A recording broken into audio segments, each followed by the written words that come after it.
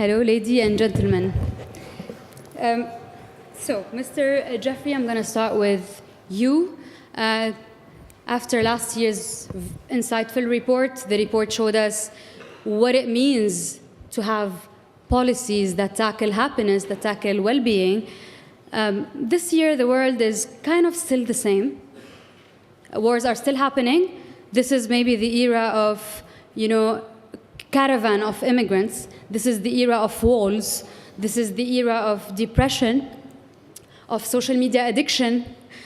And policies are still very, very far away from digging into well-being. First of all, what is different about this year's report? And second, do you see any progress, any light, any hope at the end of the tunnel when it comes to starting to implement those policies? Thank you very much. I think it's important, as I'm sure you've been discussing during the afternoon, to reflect on the different meanings of what we're talking about. We just saw wonderfully interesting data about how you feel happier after a football game that you've won and feel worse after your team has lost. That's not the kind of happiness we're talking about here. What we're talking about in this report, by and large, is the quality of life and how people feel about their lives. So it is something about the longer term, something about meaning, about the ability to find purpose, hope, balance in life, not the moods and not the shorter term ups and downs depending on the events of the day. And I think that that's important. They're related. If your football team always loses, I guess you probably get into a habit of less happiness. But in fact, the kinds of issues that this report deals with are really longer term challenges that we all face and that our societies face.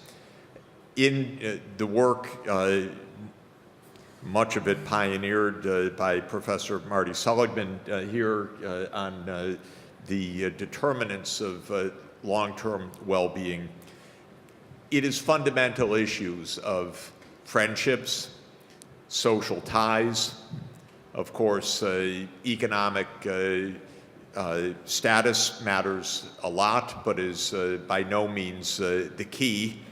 But poverty is not fun, and extreme poverty is a situation of desperation.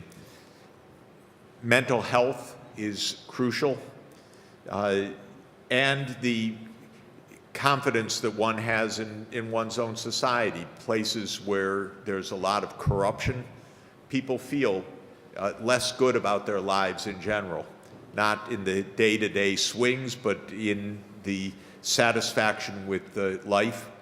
And all of these things mean that we're thinking about the more basic features of society.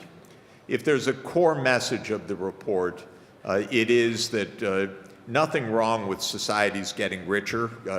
That tends to help. But if the focus is only on wealth, not on the social ties, on the balance in society, on the moderation of lifestyles, of the honesty of government, of care for each other, and of human values, societies and the people in them I'm talking about will suffer. Now, most governments, I don't think, have cared very much about this issue in general, because politics became a game of power in most places in the world, and daily life became a game of making more money or struggling to survive. So we're living in a time where social ties are not so easy to protect and to maintain in general. I live in a country, the United States, that is extremely rich and extremely devoid, or not devoid, but losing social balance, a lot of corruption in government, a lot of loss of faith in government, a lot of distrust in the population. And so we are seeing falling happiness over time, even though wealth is going up a lot. We're actually seeing more suicides, lower life expectancy, more drug addictions, more addictions to behaviors like gambling. And so far, our society, our government doesn't do anything about it. It's only about making money or winning power. So this is really what this report is about. First, pay attention, because what's the point of being rich if you're miserable?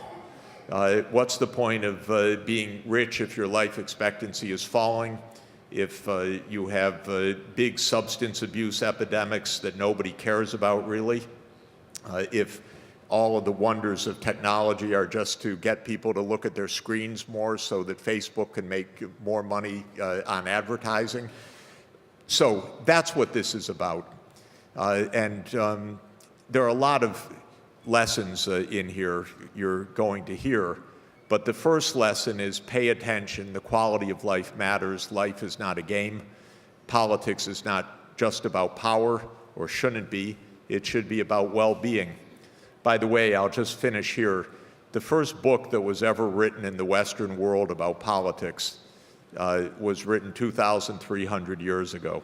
It's the best book ever written about politics. It was written by Aristotle. And he said very clearly that politics is about well-being. Somewhere along the way in the last 2,000 years, we lost that idea. Machiavelli said politics is about power, and that was a very bad idea. Since we lost the idea of well-being, we have a game of power, not a game of well-being. I mean, not a serious attention to well-being. So I'm hoping that our work, and we're so thrilled that the United Arab Emirates has not only seen fit to promote politics of well-being, but also to have a minister of state of happiness and well-being. This is a big deal. Someday the United States will have a Department of Happiness and Well-being again, but we're a long way off right now. Thank you, Mr. Jeffrey, for this introduction of the report. I'm going to start with you, Ms. Tessa, and with the issue, with the matter of life or death with healthcare. So, healthcare spending. The report mentions a very important idea, how to introduce or see healthcare in the lens of happiness. What does that mean? How can we quantify it, measure it? Are we talking about mental health? Please tell us more about this. Yep, so they're exactly the questions that we are looking at in the chapter. We first start in the chapter by really celebrating the fact that the increasing resources that have been dedicated towards healthcare globally have led to substantially longer and better lives. And I think it's all worth taking a moment to celebrate that. And countries such as Kenya have done an amazing job to increase life expectancy. But it's not just how much we spend on healthcare that matters. It's the choices that we make with that budget. And this is just an example of an intervention in healthcare that is cost-effective, which is providing a birth attendant to all births. And when we look at the data, we can see very clearly that an increase in the choice of providing birth attendants leads not only to improvements in infant mortality and maternal mortality, but to overall life expectancy. So a simple 1% increase in allocating resources to birth attendants, and this is controlling for GDP, controlling for our total expenditure, and controlling for a measure of governance to sort of pick up the institutional capacity. We can still see it impacts on life expectancy. So choices matter. But the things that we care about, it's not just life expectancy. We care about having better and happier lives.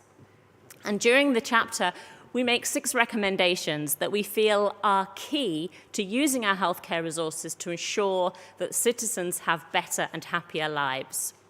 And the first case we make is that all countries should have an institutional process for supporting decision-making that should be evidence-based and transparent. And many countries do have such institutional bodies to help with decision-making, which is fantastic. But we think that there's a couple of recommendations that they need to take a little bit more seriously. The first is that they need to have economic evaluation at the heart of their decisions. Now, it may be that they have other things they care about too, such as equity and stakeholder involvement. But economic evaluation based on a measure such as the quality adjusted life year is key to supporting good decisions. It's also important that those decisions are not just around new healthcare and new drugs and new intervention, but we're willing to evaluate existing healthcare. And that's challenging because the public may be used to expecting certain healthcare to be provided, and if we're considering taking it away, that requires strong leadership. But we think that that's essential to supporting good decisions. The other key recommendation that we make in relation to a decision-making framework is that a new intervention should only be recommended for funding if it provides more benefit than the interventions that it displaces. And that sounds like it should be obvious, but actually that hasn't been the way that healthcare appraisal has been practiced.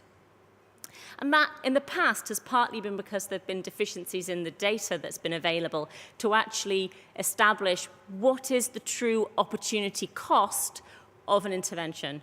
We're fortunate now that actually some of that data is now available, and so we can base the decision on whether or not we should be recommending an intervention on a real estimate of what the threshold of opportunity cost is.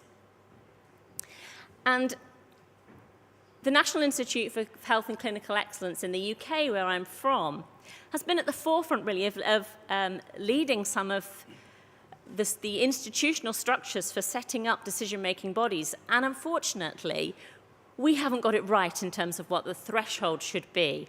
And so our threshold in the UK has been roughly around 20,000. But in fact, when we look at the data, it should be much lower than that. It should be around 13,000.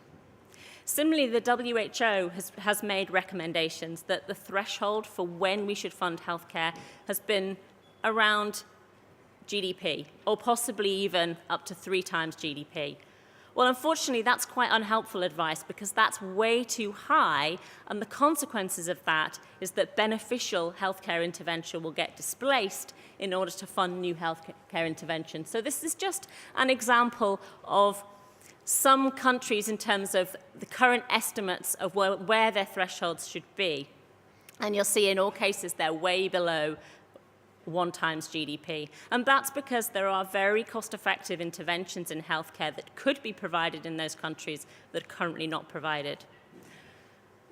Our third recommendation is that when we are doing economic evaluation, our outcome that we care about should be happiness.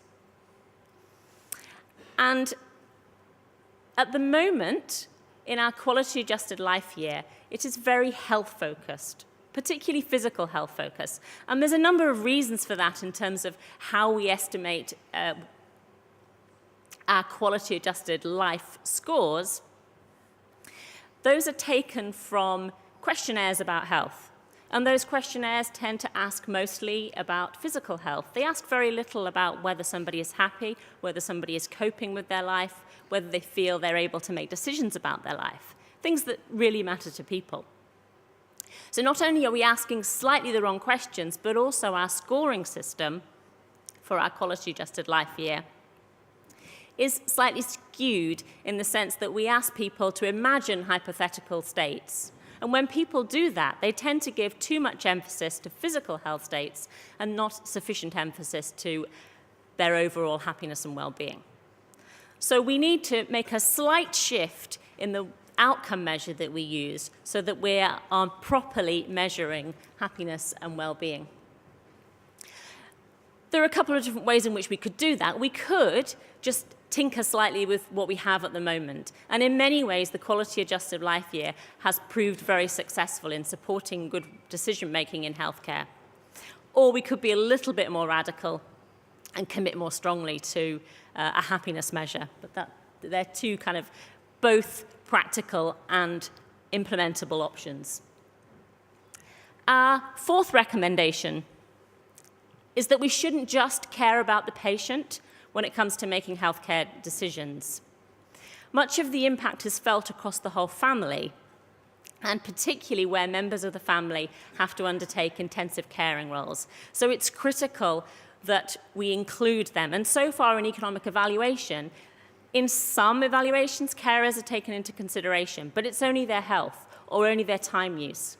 Well, the impact of taking on an intensive caring role is very much felt through your happiness and your well-being, and that's what we need to be measuring. I did just put a little note at the end that we do need to proceed a little bit with caution when we come to taking into consideration the carer and the patient, because in some circumstances we may see benefit from one not being fully correlated with benefit from another. So there may be some difficult trade-offs that we need to address. Our fifth recommendation really follows from prioritizing happiness. If we actually started to do that, then there are a few implications that would follow naturally from that. And the first is that we would give greater priority to mental health. Actually, with our metrics as they stand, we should be doing that already, and that was evidenced very clearly in last year's policy report. There are interventions that are very cost-effective for high and middle-income countries that we should be giving more resources to. If we were to use a happiness metric, that argument would be even stronger. In low-income countries, because there are some very, very cost-effective ways of improving physical health, this argument doesn't hold quite as strongly. But there are some very promising avenues for exploring cost-effective new interventions to address mental health care problems, and they need to become a research priority. Our last recommendation is around end-of-life care. And because so much of healthcare focuses around curing disease and seeing health rather than quality of life, end-of-life healthcare and palliative care have not been given enough attention. And this has resulted in inappropriate use of resources, in some cases excessive use of treatment which is not beneficial, but also in other cases a failure to deliver high-quality palliative care and pain control. So we really need to relook at palliative care from the perspective of happiness, provide more appropriate treatments.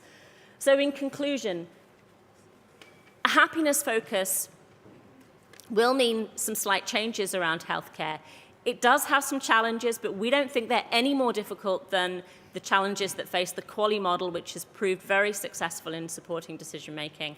And we think that it's important that we make these changes now rather than continue with a model which doesn't focus on the core aspect of improving people's lives. Thank you so much, Ms. Tessa, for this. Actually very interesting is the fact that in corrupt countries, usually healthcare systems are the most corrupt. So it adds another layer of complication when it comes to those countries. You mentioned the shift in the outcome measure that is needed and how delicate and sensitive the measure or the measurement of happiness. And I'm going to now talk to Mr. Martin. You work on positive education, positive psychology, but also positive education. Yes, invented it exactly.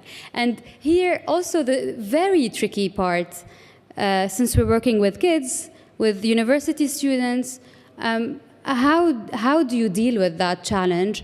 And what is new in the report? Because last year it was basically defining what is positive education. So now you are giving a how-to guide. Can you tell us more about it? Yes, well, The traditional goal of education has been literacy, numeracy, scientific understanding, and getting prepared for the job market. And we do a creditable version of that. But for the last 2 generations, we found that in addition to preparing our students for the job market and making them literate, we have more depression, more suicide, more anxiety, more anger, and more entitlement. So that's worrisome. And positive education says there are really 2 things we need to do in education. One is the traditional stuff, but secondly, we need to build well-being. And well-being is more than just the alleviation of depression, anxiety, and anger. For me, it's how to increase positive emotion in life, how to have more engagement in life, how to have better relationships with people, how to have more meaning and purpose in life. So it led to a field called positive education, which both tries to increase well-being and tries at the same time to do a good job on traditional goals. So that's what positive education is. We see now positive education being applied.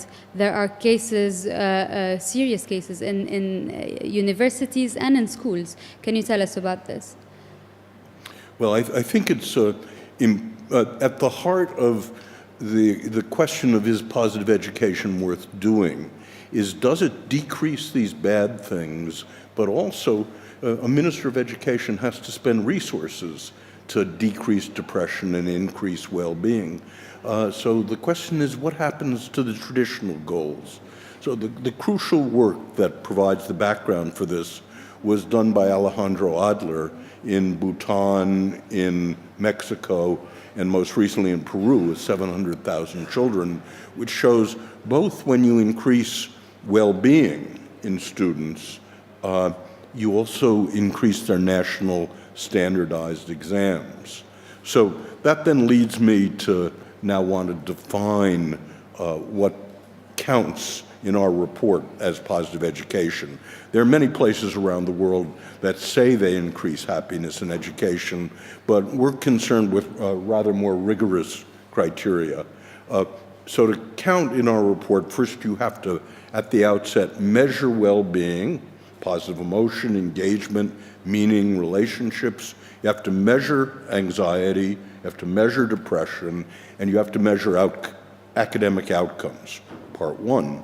Part 2, teachers have to be given systematic training in how to deliver these things. That is, the interventions here are not seat-of-the-pants sentimental interventions.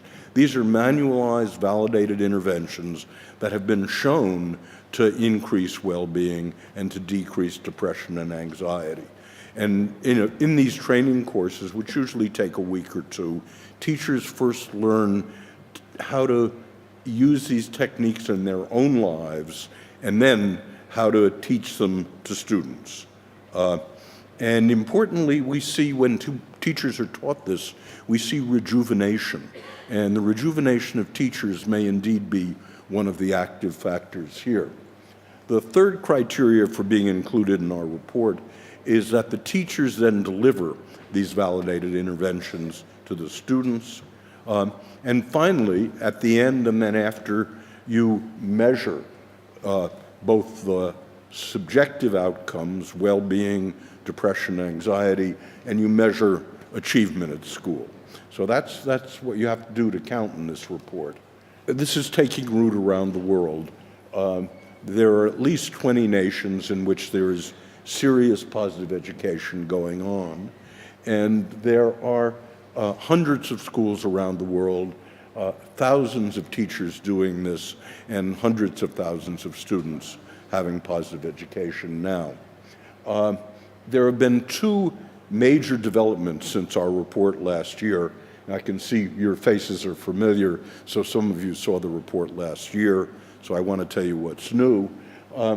The first is that there are now 2 whole universities doing the same thing. So this isn't just about middle school and high school students.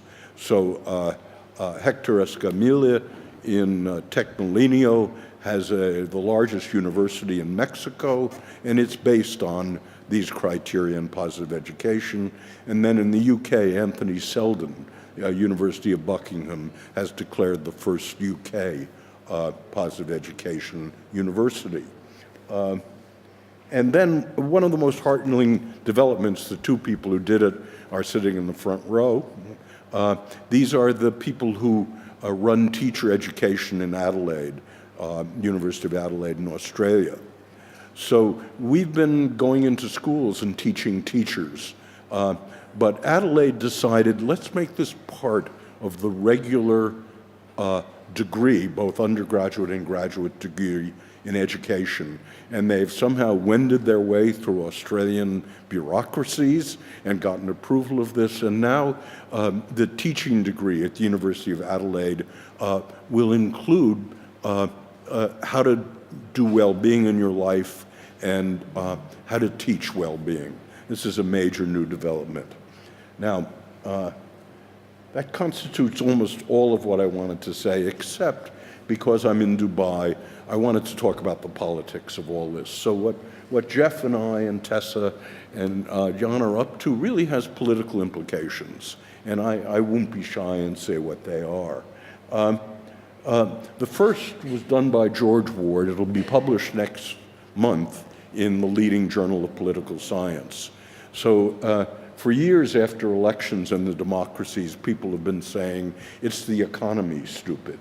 So what London School of Economics did was take 170 European Union elections. And one of the nice things about European Union measurement is they not only measure your economics, like household income, they measure your well-being as well.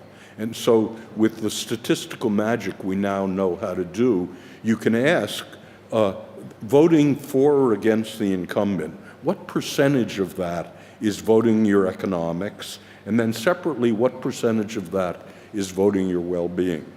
And the answer is about 8% of the vote against the incumbent is poor economics, and about 8% of the vote against the incumbent is poor well-being. And these are independent.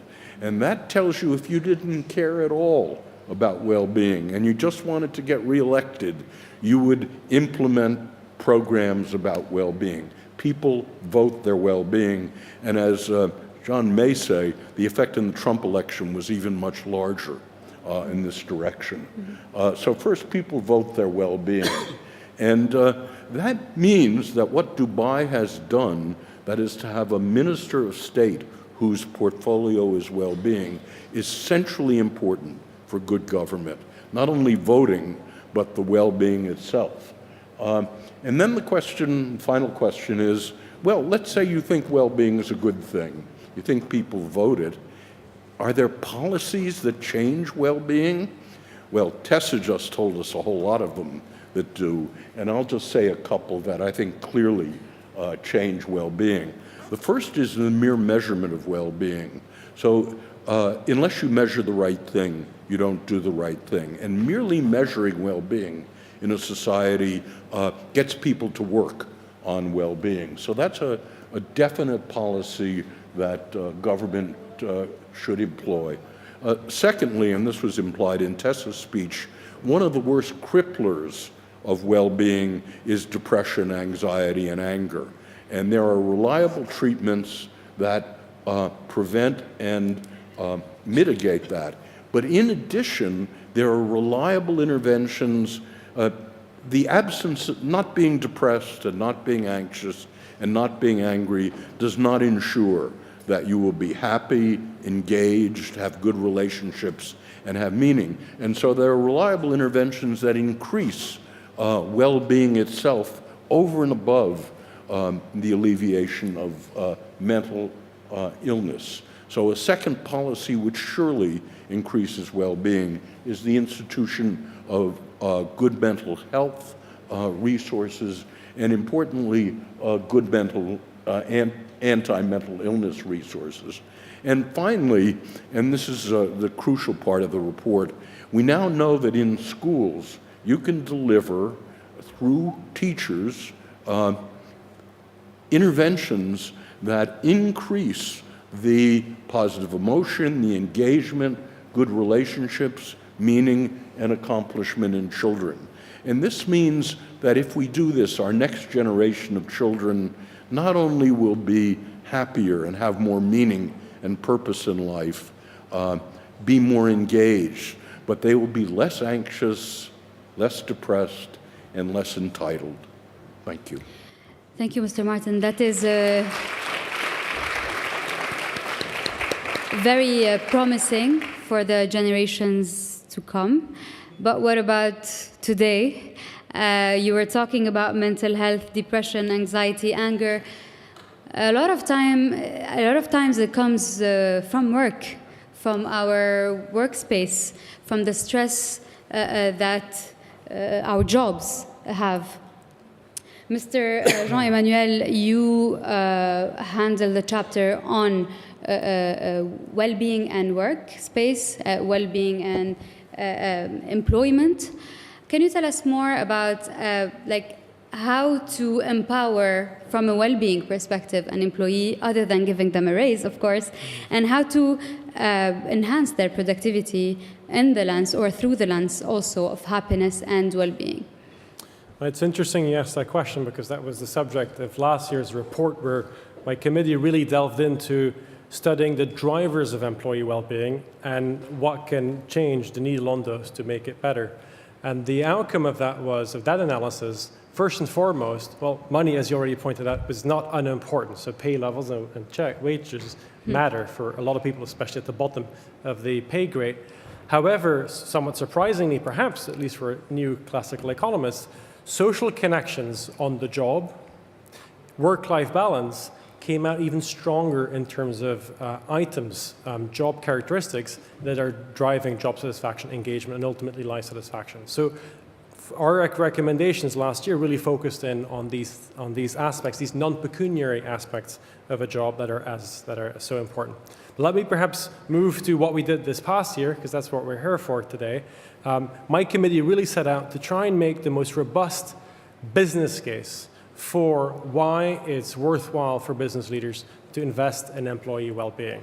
Lots of business leaders really think and believe that employee well-being is important, but they don't necessarily act upon it. And so the aim here was to see and survey the evidence to see the extent to which it's not just the right thing to do, but hopefully also the economically smart thing to do to invest in employee well-being. Let me see if this works. There we go. I will do that in a first instance by surveying the evidence on the link between well-being and individual productivity, and then move on to looking at that same link at the firm level. And then end with some actual case studies that will again pinpoint in the direction of the question asked about what drives well-being and how to improve it. Okay, let me start with surveying the evidence on individual level employee well-being and productivity. When we do that and look and scan the evidence and the literature, we find that on average there's an approximate impact, a positive impact on productivity from a significant increase in well-being of about 10%. The one piece of evidence that we would really and highly recommend is a piece that came out 2-3 years ago by Andrew Oswald and colleagues that was able to establish this with a level of causality by manipulating students' well-being in a experimental lab environment, and then having them play traditional productivity tasks to see what the impact was of these variations in well-being. Now, this is in the lab, it's with students, and even though there may be a causal link between employee well-being and productivity, that doesn't still, at this point, make the case for a business leader to invest in this, because maybe changing employee well-being could be a costly affair. So do the benefits for the bottom line compensate for that investment is what a traditional business leader would be asking. And so to resolve that question, we went out and collaborated with the Gallup organization to do up until this date, the biggest study ever on employee well-being and product and firm performance, and performance measured through employee productivity, customer loyalty, staff turnover, and ultimately profitability, which is obviously the company's bottom line, where all of the qualitative and quantitative aspects of the impacts of employee well-being come together, and is probably of most interest in traditional shareholder views. Now, this is so big, I do want to point out the numbers on this. The results that you're about to see stem from 1.8 million employee surveys across 82,000 units, across 230 organizations, across 49 industries, across 73 countries. And so we're very grateful for Gallup to have opened up its client database for the first time to be able to perform this analysis for this particular report. The results are really quite overwhelming. So if you look at the correlations between employee satisfaction across all these business units and firms, you find that it strongly and significantly correlates with customer loyalty, employee productivity, profitability, and lowers staff turnover, which is obviously a very good thing. This holds across all kinds of industries, whether it's finance, retail, services, or manufacturing. There's much more to be said about this. But if we also split it between US and non-US, we find that this replicates quite nicely. So there's a number of ways that you can slice and dice this data, but the overwhelming strength of the positive impact of employee well-being on these firm-level performance measures is really quite strong, and I think makes that business case very convincingly, because in part to be raising that level of employee well-being, maybe these companies had to do specific investments in the first place, but they are clearly recovered in the performance outcomes that we're measuring here. Now, this is at the firm level. Investors also really appreciate employee well-being. So a fantastic study that has tracked the indices around, say, the 100 best companies to work for in the US context, but we now have this also for non-US context rankings. What we find is that there is a cumulative abnormal return, that is a return above and beyond the beta, the actual sort of market indices of this, for a similar group of companies. They earn a 2.1% higher stock return annually over a period, a long period for that this was studied. Alex Edmonds, the author of the study, made it very clear to me as well that what is interesting here is, and it's almost anecdotal in the paper, but I think it gives away just how important this is and just how important it remains for us to make this business case, is when this list comes out of the best places to work for, investors do not act upon it. They only act upon it when the quarterly reports are announced, in which case we find that these companies have more positive earnings surprises, as it's called in the industry. And so it goes to show that there's still some way to go to really convince both business leaders and investors that investing in employee well-being and having a high degree of employee well-being is something that has immediate returns. Let me ask then the question and try and answer it. Why is it? Why do we think that there's such a huge business case for employee well-being? And it runs through three pillars. The first one is potential employees. The labor force out there is not stupid. They prefer companies where employee well-being is high. They have this through they know about this through their social networks. They read about it on Glassdoor, et cetera, et cetera, et cetera. So it helps with the recruitment of talent in the first place. The second piece is what I've shown you in the in the productivity studies through engagement, which is it helps people be more motivated while on the job and be more productive. So that's that second pillar.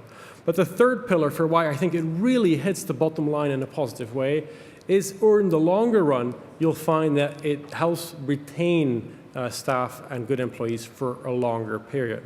And that is more important than we think.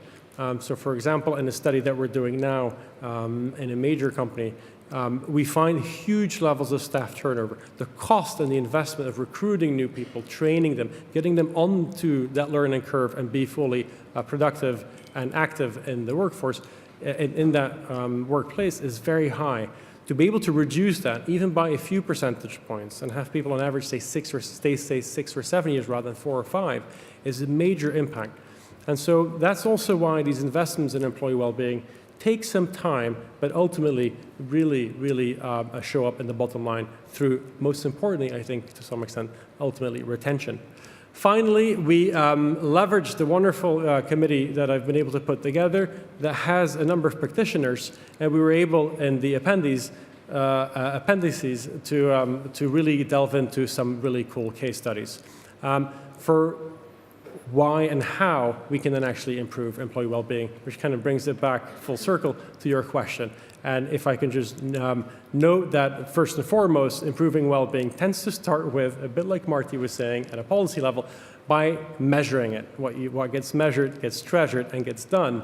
And so here we've got a wonderful study about a new tool called Butterfly AI that helps track employee mood and uses that to then train and nudge managers in real time to become better. And we know from the previous report just how important line managers are in employee well-being. We also noted already the importance of social capital in the workspace. Well, at LinkedIn, there's a fantastic program that really embeds and helps structurally embed notions of social recognition. And they actually have a special fund for this, and it's fantastic as well. And then a company run by somebody who you've already heard from today, Psychological Technologies, really uses new technologies to try and help better understand at the employee, by employees, for employees, how they understand and drive and can drive their own well-being and productivity. And then finally, two very nice case studies by organizations that really work day in, day out and coach and try and change workplace culture around well-being. And again, with wonderful results on both the well-being front and the performance front. Thank you very much. Thank you so much, Mr. Zamani. So thank you, ladies and gentlemen. We've looked at the report in general, at the health, education, and work space and employment in general. I want to invite the four other panelists now to explore the other chapters. Thank you so much for this contribution. Let's hear it for them. I want to start with talking about well-being interventions to improve societies. So the question, we were talking about interventions, right? Yeah. And how important and central policy, happiness policy is to government. What does it mean to monitor these interventions? Well, I think that monitoring is the backbone of all intervention. I think it's pretty non-controversial here to think that measurement provides both the baseline, the measurement for success across time, but more importantly, it gives us the opportunity via real-time feedback to improve on interventions as we see whether they get traction or not. Mm-hmm. And can you tell us more about this, your contribution to the report? Certainly, yeah. In my non-academic life, I have the enviable position of traveling the world and working with groups of professionals to increase their well-being. I am going to tell you for free what they pay me to tell them. And that is, you absolutely do not need me to tell you how to be happy. I'm getting a commission. Yeah. It's interesting because people show up to well-being workshops in the workplace, they show up to self-help workshops privately, and almost never do they say, Robert, please, should I attend barbecues? Should I spend more time with my family? I just have no idea where to start. I hope I don't ruffle too many feathers here when I say that it could be an academic conceit that those of us who have expertise in happiness do not have a more profound insight into the very process of happiness than do the general citizenry. People generally have good, although imperfect, intuitions about what will make them happy. So when I talk to bankers in Vietnam or Department of Defense employees in Australia, school teachers in the United States, what they're interested in is not how can I be happy, but rather, do I have permission to work on this? Is this a selfish endeavor? Is it worthwhile? And how can I have time to do it? Other people seem to be controlling my time, and I think here is the natural intersection between happiness intervention and policy, whether that is public policy or workplace policy.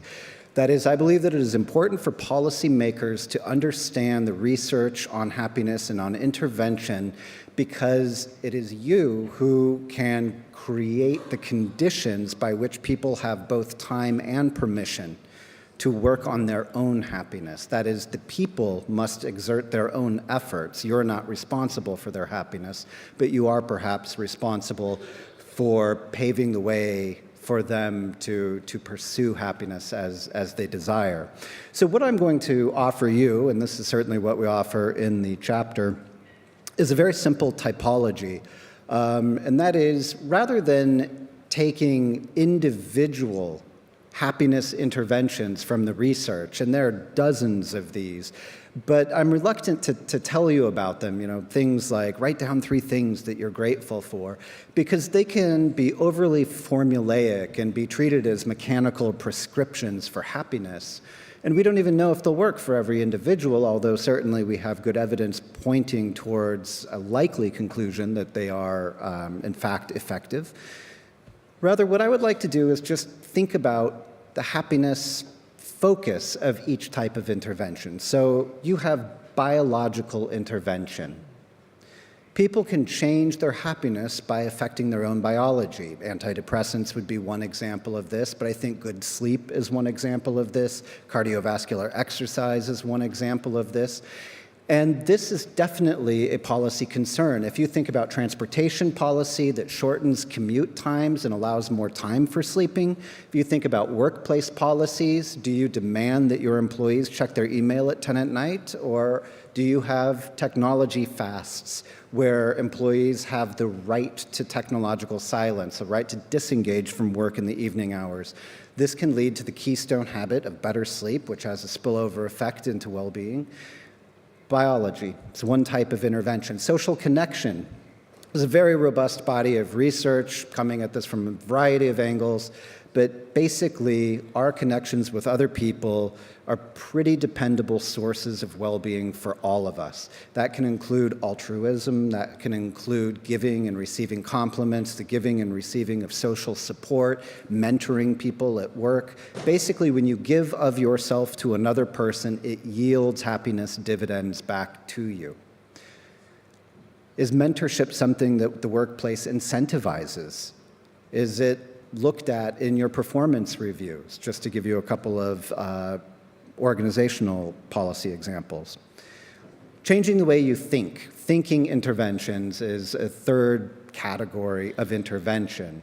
You can think about this most traditionally in terms of psychotherapy, reframing, cognitive behavioral therapy, mindfulness-based therapies or mindfulness interventions, or just mindfulness meditation or loving kindness meditation.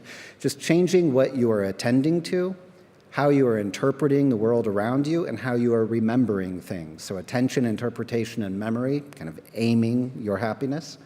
And then lastly, I think that there is a cluster of interventions that I generally think of as listing interventions. I've already mentioned one to you. Very famous one, very simple. It's essentially write down 3 things for which you're happy, 3 blessings, sometimes we call it. And we pretend that this is a gratitude intervention, that if you do this, you are cultivating a habit of gratitude. But the truth is, we're just scratching the surface on this type of intervention. We have no idea why the intervention works. Is it because it's cultivating gratitude? Or is it just focusing your attention on positive things in your life?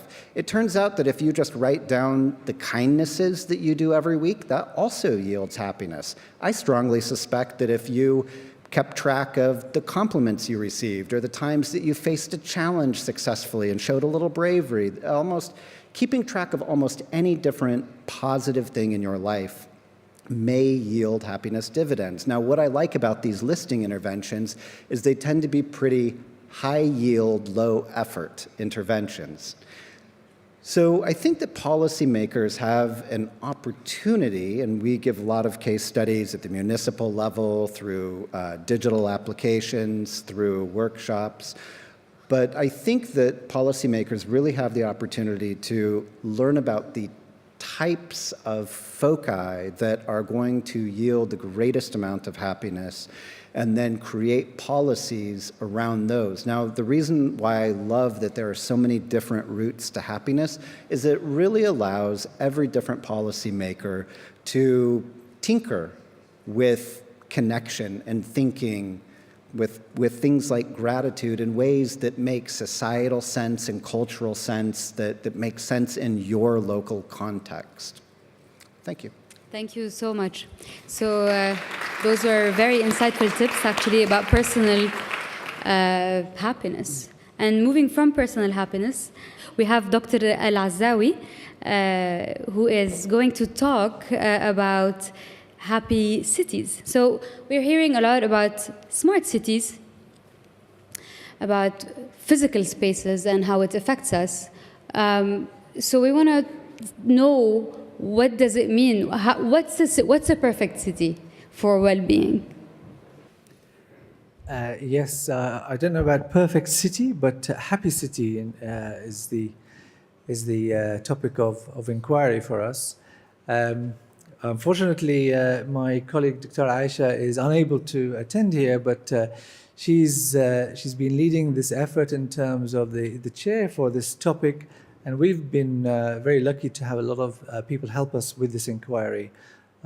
And the way we try to approach this the question here is by just reminding ourselves of many cities that we've all traveled to. Copenhagen is one, and there are many others, of course, where they're said to be happy cities. They're said to be, the people there are somehow happier, and they rank highly for whatever scale. But really the question is, well, what is it? What actually drives that happiness? That was what we set out to do. So in order to do that, we went and talked to a lot of people, some of which actually were in Vancouver. I visited John there, which was very pleasant. We talked to the city managers themselves. We talked to practitioners, academics, and also scoured the literature in this regard to find out what do people on the ground and in terms of theoretical and academia say and do that makes cities happier. What came out of this was a model that separates all these many domains in the city. You can imagine the city, as Robert was talking about, there are so many different aspects from a personal point of view. A city is also, just life basically goes on in the city. So how do we chop all this down into something that's workable in terms of a tool to address the question that you posed earlier? So it turns out that you can think about designing aspects, so what you can do to design the city. And ultimately, the people themselves have to be happier. They have to choose happiness, as you were saying, Robert. And also, you can enable city happiness in terms of other domains, other themes within that. For example, trust. You can make a city safe to be there, but in terms of things about me as a person in the city, I have to connect with other people. So from a relationship point of view, I have to go out there and do that. But the city could provide that for that, or make it easier for me to do that. In terms of design, you can design the urban space in a better way, and you can maybe put more greenery. We know that actually helps in terms of happiness. So these are design elements in the city. So both design aspects and enablers make sense to make it a happy city. But you can read the examples that we found, evidence-based examples that are in the report. What we thought would be a little bit more interesting, especially that we are in Dubai, which is a smart city. Certainly, that is what we in Smart Dubai are working towards. What in a smart world makes a happy city?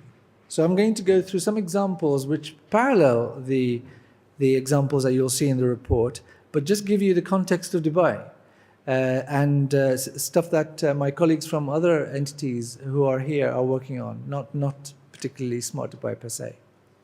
So there are some popcorn sort of examples here, but I'll just go through some of them in detail, literally just to give you an idea of the kinds of stuff that we do to make this the smartest and happy city on earth. That's what we're working towards. Before you do that, you can't talk about a smart city without data. So one of the things that we found generally, you have to be collecting data in terms of finding out what is actually happening in the city. And one of the ways that we do that in Dubai is this happiness meter, where we are collecting at the interaction point and at the service point to make people have a better life in the city. And there are over 4,000 service points across the city that we're collecting this data. So we have a lot of data to find out where things are going wrong, and we fix that. And we've got lots of examples where the entities that are using the happiness meter found a drop, and then they react to that, and they do something about that. So I'll go through some examples from the design point of view. The urban design aspect is really important, and we worked on creating a framework where we look at what makes happy places. So community areas, so placemaking, for example. But specifically in Smart Dubai, we're looking at where technology can actually drive better placemaking towards happier places and communities. So we're working with Arab to create something of a wider caption across the world in terms of really smart, happy places. Data in terms of nature is captured from satellite to get a measure of the amount of green spaces that are in Dubai. We know the distance, how close a property is near green spaces actually increases in value because people feel better about living in that place. So we know, in very much academic literature, that green spaces increase happiness. So it is important for us to measure that, and we are doing that, and there are various ways of doing that by technology. One or two colleagues are here from the RTA. His Highness earlier mentioned mobility is key to happiness in the city. And of course, monitoring and improving the quality of flow of traffic in the city does actually improve people's lives in terms of well-being. Commute times are less. So use technology to reduce commute time by monitoring and adjusting traffic lights to suit people's needs, including also pedestrian traffic lights where you're increasing the safety while crossing them. A lot of people sort of walking around with their phones, paying attention to the phone, and actually they don't know that they're crossing a crossing. And having these lights on the road has proved actually quite useful to stopping accidents. So sustainability and partnership, for us, what we mean here is that we're trying to partner with organizations to deliver these well-being drivers. So for example, we partnered with Do to create the Smart City platform so that we are delivering all these benefits like the green space tracking through the Smart City platform. So data is important, and also we partnered with others here. I'm going to do this faster because I'm aware of the time. Quality of service, very important. Also, Sheikh Hamdan mentioned it earlier in his presentation that improving the quality of service in the city is very important, and we've got the paperless strategy specifically concerned with that. And we're working on, for example, the driving a vehicle journey, meaning that I want to drive a vehicle in Dubai. I don't have to go from one step, taking bits of paper from one organization to the next. I can actually go through the whole thing in a paperless way where all the documents in that process are digital, and I don't need any bits of paper. This actually will improve people's well-being when they don't have to be essentially paper transporters. So enablers, trust is a big factor, and John will tell us all about trust. He's been working on this topic for many, many years. But we can use technology to improve trust, like blockchain, and also standard engagement channels, like the happiness meter I mentioned earlier, or a bit more standard methods like Smart Majlis. His Highness Sheikh Mohammed's Smart Majlis allows people to engage with the city and have a trackable way of their ideas or complaints or suggestions to the city. The Smart Police Station is the first in the world, which allows the police to deliver 27 services, yet do that in a very efficient way, making people feel safer in the city. So we can do things, we can enable the city in terms of happiness, but also do it in a more efficient and smart way. The health and life balance aspect, for example, is delivered by the Dubai Health Authority, by the electronic medical record system, which allows more efficient health tracking of people, delivering the health care in a more efficient way. As well, from a leisure point of view and life balance, if you have a more convenient way of accessing your services in something like Dubai Now, which is an app that has all these services in a single place. And of course, you can improve the economy by allowing people to address issues regarding city services like economic business licensing, for example. We use an AI tool to deliver a concierge that allows people to get documents or rules, finding out rules about the city services. So in conclusion, bottom line is it's a socially smart city that we are trying to focus on rather than a technical smart. Who cares? Unless it's actually delivering social value, it doesn't matter. And data is important, of course. Ultimately, you empower people and think about the short-term gains like designing urban places and so on, but also the long-term enablers like trust, and then think about the city managers as catalyst for a bottom-up and a top-down view to help people in the city. Thank you so much, Dr. Azawi. So, in fact, Dubai is a living example of those happiness elements, and it actually indeed has a lot of enablers, and it's work in progress in terms of that. With all the topics that we've been talking about, there's one common key that is the most important common key, I would say. It is data. And so data is huge.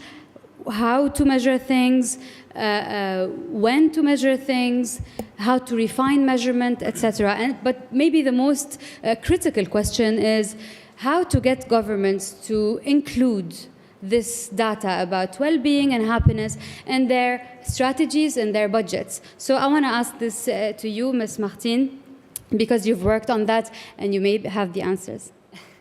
I don't know if I have the answers, but I can give you some examples and give you some concrete experiences as we found them in the, we illustrate them in the chapter, which is about policy mechanisms and practical tools, indeed, to embed those well-being indicators into the machinery of government and making sure that at the central government level, this is taken as a serious agenda.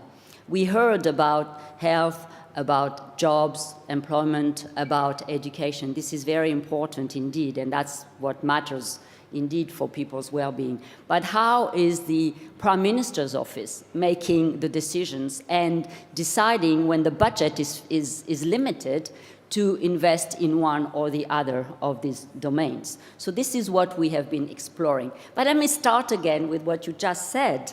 I mean, being the chief statistician at the OECD, I, of course, have to tell you that statistics play an essential role in shaping policy.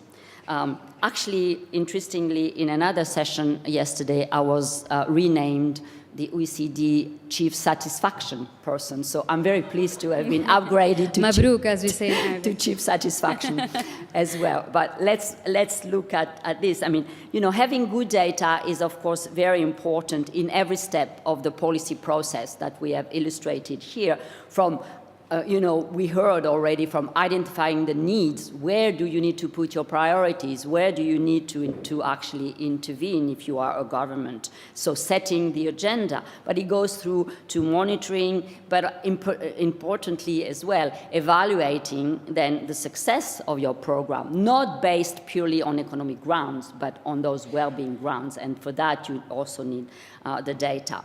So the starting point is, yes, indeed, you need the good evidence to decide on your policy interventions, and you need those measures. And what we illustrate also in the chapter, which we already started last year, that are actually many countries, actually a lot of countries, here I illustrate only 4, have actually developed well-being frameworks and dashboard of indicators that allow to judge the well-being of the entire population, not just in the cities, not just about the health, but other dimensions as well that we can see here. Here you have a number of 4 countries I illustrated here. Slovenia, which has introduced a dashboard and indicators in their national development strategy for 2030. You have the New Zealand Treasury's Living Standard, which is a framework, which is I'll come back to that very important example.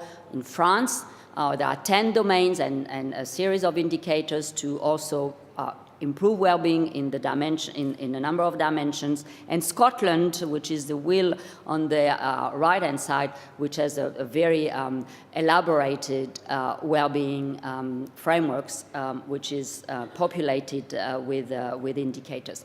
But I want to sort of step down a little bit and reflect and saying, okay, and that's a question that you posed, all right, is it enough? We measure, fine, but what does what get measured? I mean, Jan Emmanuel said, get treasured, indeed, but does it get done? And that's a question that we ask ourselves. Well, the answer is sometimes, but not always, and I would even say not very often, actually. So you really need to think in terms of what are the mechanisms in the machinery of government that you need to bring into place so that well-being becomes at the forefront of your political agenda. After all, we heard that people vote for because for their well-being. So how do you bring that into the policy making? How do you bring this evidence, these indicators, all this data into the policy making? And here we illustrate a number of mechanisms, and we give a lot of country examples. We say first, it's very important to integrate the well-being into the budgetary process. After all, it's about money. It's about spending the money and deciding on those interventions. We heard about mental health, for instance, before. So bring those well-being indicators into the budgetary deliberations. But you also need to ensure continuity, and that is better probably done through the legislation. Why am I saying that? Because you may have one government, which is the government of the day, that's very convinced about this agenda, but tomorrow there's an election, and the next government may not be so convinced and will stop this agenda. When it's inscribed in the legislation, then there is accountability, there may be continuity, and then the citizens will ask for this to be continued. So legislation can be also very useful. Strategic alignment is another mechanism through which, through national development strategy, you align all, the cities, the local governments, the administrations, all the civil servants are aligned through your objective, which is to improve well-being. And that's the national development strategies have been able to do that. Sometimes you need to create, and you can create, new institutional structures, such as in the UAE, the Minister for Happiness and Wellbeing. And importantly, and that we spend a little bit of time in the chapter to elaborate on this, and we say you need to bring the capacity and build capacity in the civil service. the people who advise the minister. Not the minister might be convinced, but how you bring the tools, the analytical tools that will convince the civil servants that it is the agenda of the government. So one example that we give in terms of the budget is the case of New Zealand, where they are actually budgeting for well-being in the 2019 budget. So they're selecting priorities, and then they say to all departments, okay, you come and you make proposals. We're going to judge whether we're going to finance, the Treasury is going to judge whether they're going to finance this proposal, these interventions, based not only on sort of, is it efficient economically, but does it deliver well-being for the citizens? I think this is so there are bids, and the bids are judged according to a well-being delivery. So this is, I think, very interesting. And at the end of the day, they do the evaluation as well, based on those spending, whether the spending was worth the money in terms of well-being. So I think that's very interesting. In terms of continuity and accountability, as I said, in the law, we present the initiatives in France where there are budget laws. In New Zealand, again, there's a discussion to revisit the Public Finance Act. Scottish Community Empowerment Act is also something that that requires a minister to actually consult and develop and publish a set of national outcomes. In Scotland, every 5 years. Wales, Future Generation Act does similar things.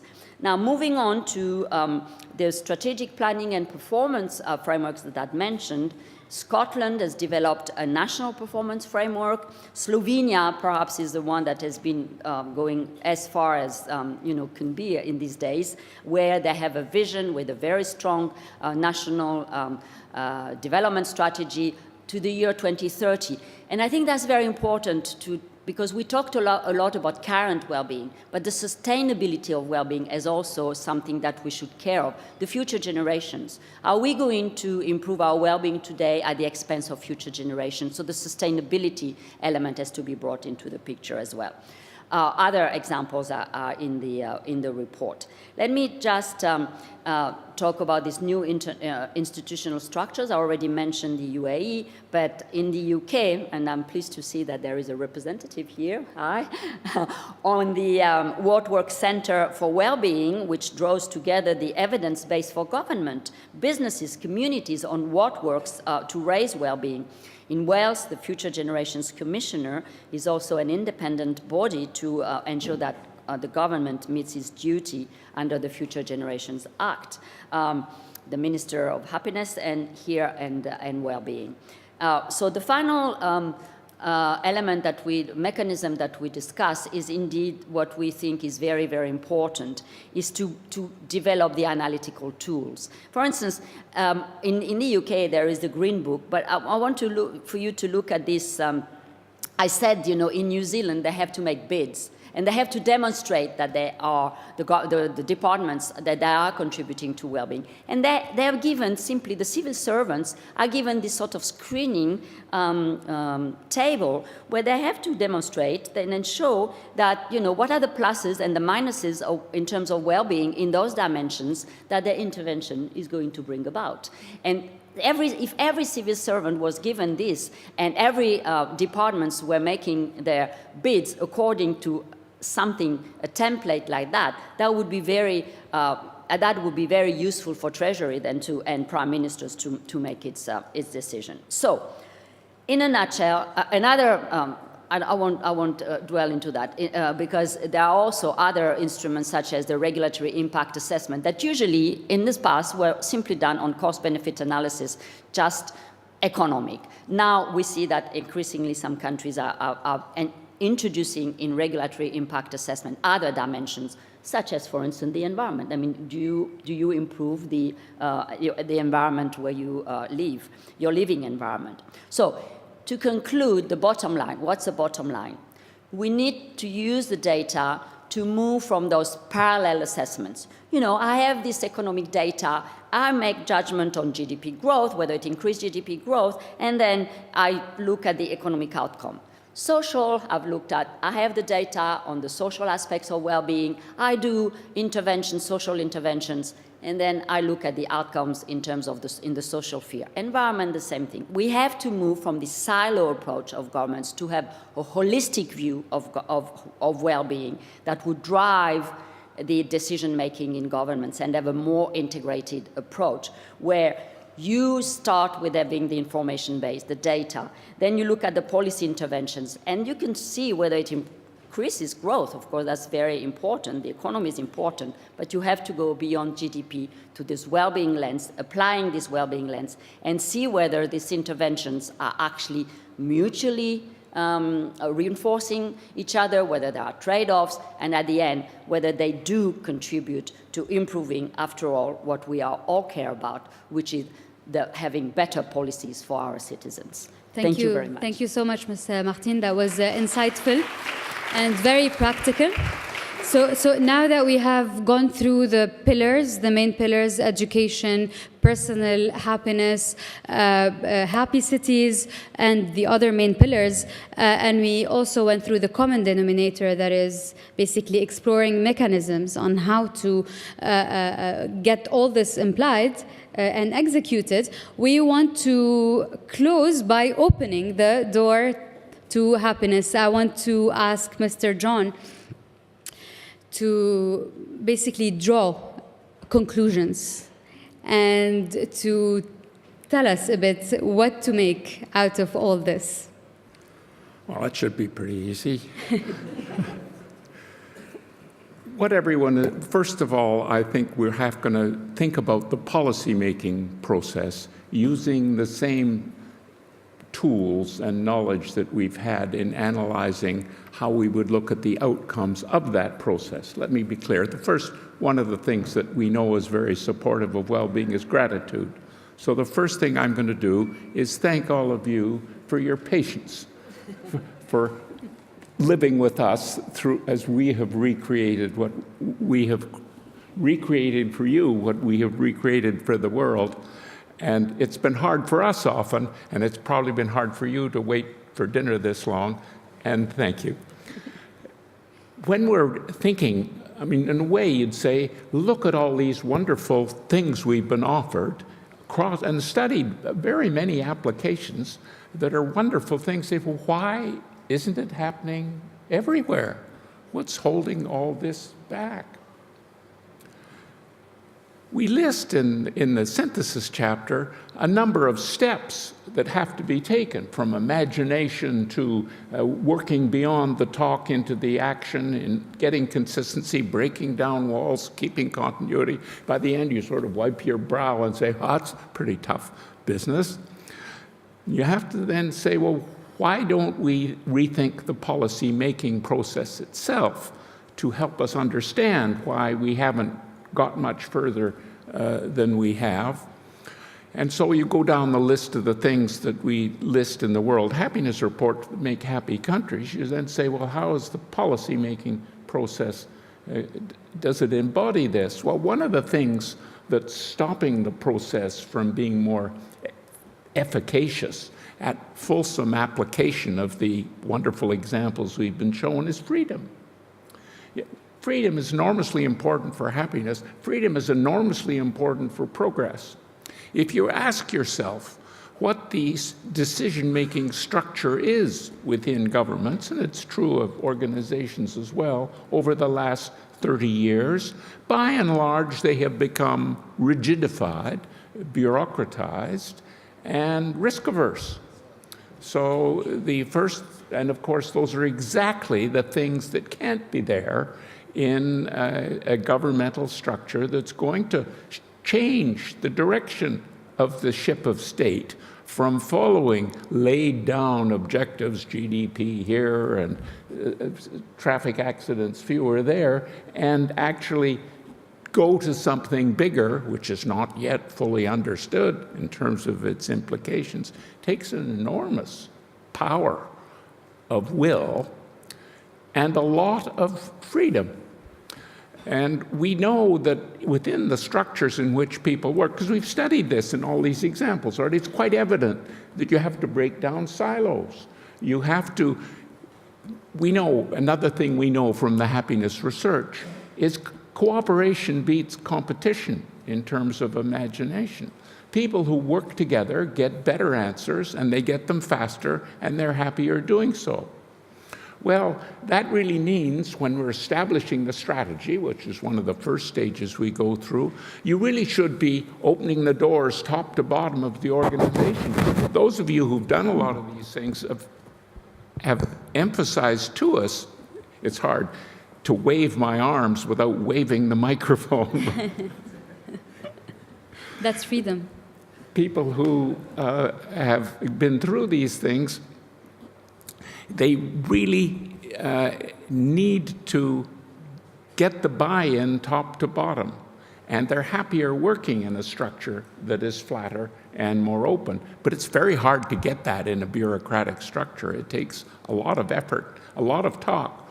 And of course, then the next stage, moving from the talk to the action, is also pretty difficult because you're asking people to do things they haven't done before in ways they haven't done them before, and you haven't yet given them the full license to do it. In fact, because of this risk aversion, people will try and limit what can be done, and there will always be somebody who will want to carry on doing the job in the traditional way. And as we said yesterday, it takes the whole team, the whole network, to get the kind of thing Martine was talking about, a holistic approach, actually working at full width and working top to bottom. That takes a whole lot of doing.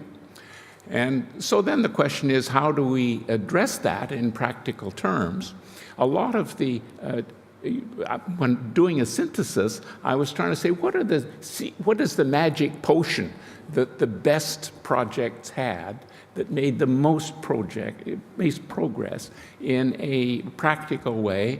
And most of them started out, at least, although it was very helpful to have a whole of government top-in buy-in from the top, because that gives you license to innovate.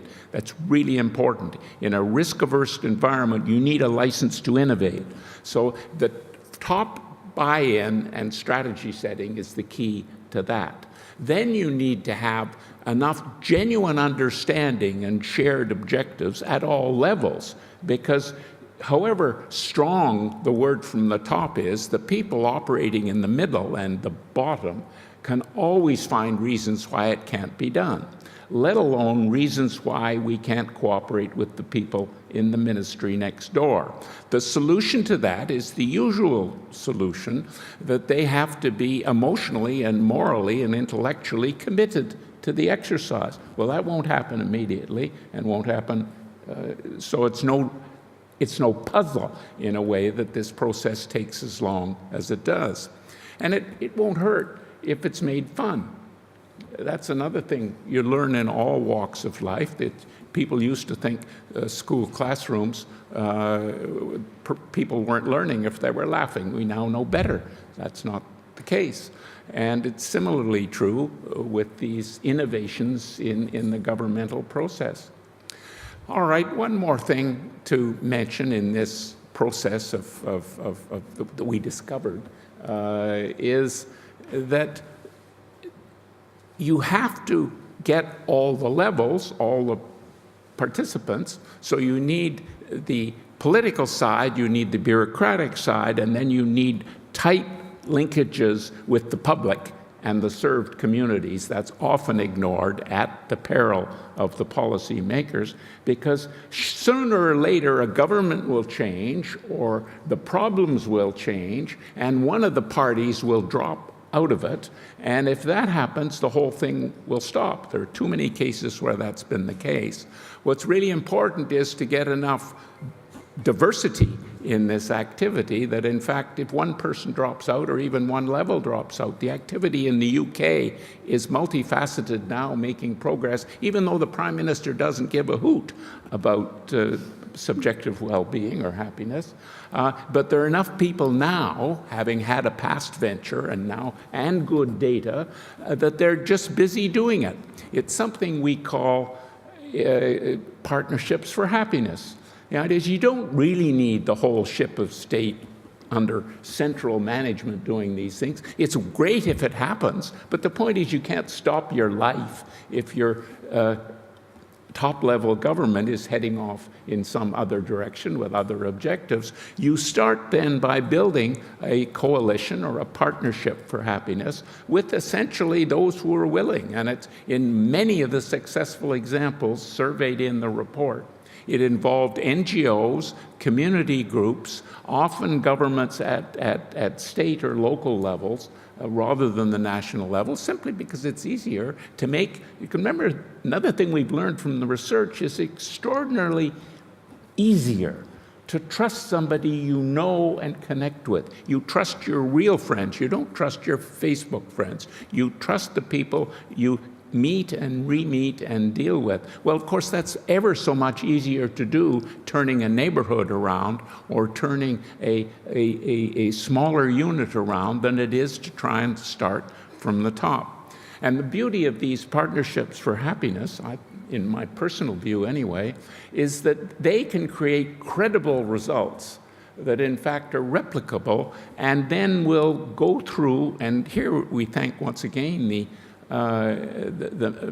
minister and ministry in Dubai for allowing this kind of international spread of knowledge, because doing things together, you do it, whether you're rowing a boat or doing anything else, doing things together, you do it better, you do it faster, and you enjoy it more. Well, policy making for well-being is the same thing. So most of you are in that community. Thank you for being here. Thank you for coming.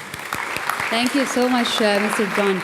So I really hope that next year's report would draw on that, would report actually on more credibility, deeper partnerships, continuity, awareness, government ownership, but also fun, freedom, and openness. Thank you so much, Mr.